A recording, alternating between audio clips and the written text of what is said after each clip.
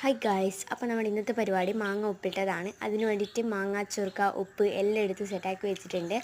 ആദ്യം തന്നെ നമുക്ക് ഈ മാങ്ങക്കൂട്ടപ്പനെ ഒന്ന് കുളിപ്പിച്ചെടുക്കാം. അതിന് വേണ്ടി നല്ലോണം വെള്ളം ഒഴിച്ചിട്ട് ഞാൻ കഴുകി എടുക്കുന്നുണ്ട്.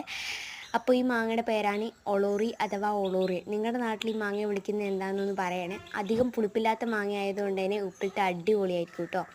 ശേഷം നമുക്ക് ഈ മാങ്ങ ഒന്ന് തുടച്ചെടുക്കണം. ഒരു തുള്ളി വെള്ളം പോലും ഇല്ലാതെ തുടച്ചെടുക്കണം. എന്നാലേ ഉപ്പിട്ടതിന് ചൊറുക്ക ഒഴിക്കല്ലേ, അപ്പം അതിനധികം വെള്ളം നല്ലതല്ല, അത്ര ടേസ്റ്റ് കിട്ടില്ല. അന്നേരം നല്ലോണം തുടച്ചെടുക്കണം. ശേഷം ഈ മാങ്ങയുടെ ചെന വരുന്ന ആ തണ്ടുണ്ടല്ലോ, അതൊന്ന് കട്ട് ചെയ്തതിന് ശേഷം മാങ്ങയുടെ ആ വീതിയുള്ള ഭാഗം ഒന്ന് അരിഞ്ഞു കൊടുക്കാം. എന്നിട്ട് നമുക്ക് വീതിയില്ലാതെ നല്ല നീളത്തിൽ ഒന്ന് അരിഞ്ഞു കൊടുക്കുക. ഇപ്പം നോക്കി എൻ്റെ കൈ ജസ്റ്റ് ഒന്ന് മുറിഞ്ഞിട്ടുണ്ട്, അതൊരു വിഷയമല്ല. ശേഷം നമുക്കൊന്ന് മാങ്ങ അരിഞ്ഞെടുക്കാം. ബൈ.